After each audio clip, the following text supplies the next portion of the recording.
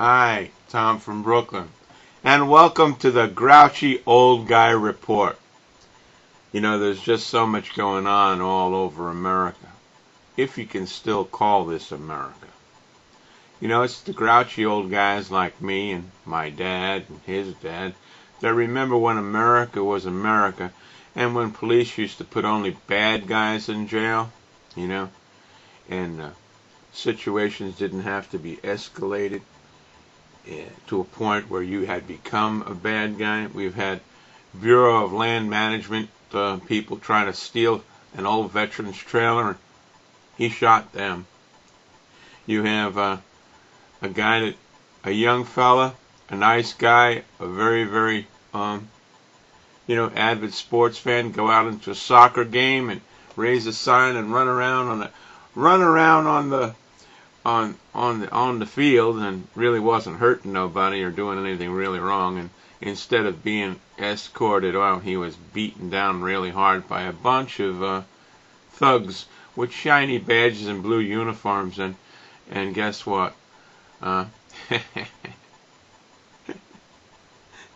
two teams ganged up on the thug security guards, and the people came out of the stadium and went onto the field to help that kid. God bless them. They finally had some balls.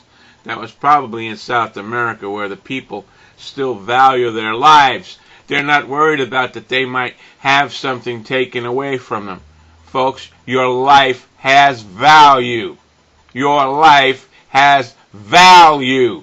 Let me repeat it again. Your life has value. Oh, well, I have too much I can't get involved. Get involved.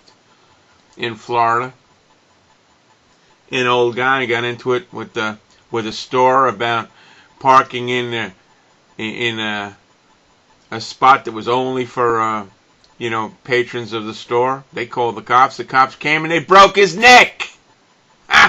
Can you imagine?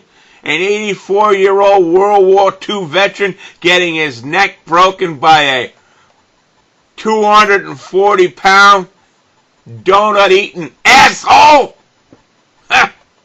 You know what? If that was my house, if that was my dad, and that was my situation, I would burn that store to the ground, and I'd have that monkey's balls in a jar. Don't you think we've had enough? Now look at it this way. Mercury light bulbs, incandescent light bulbs are no longer good.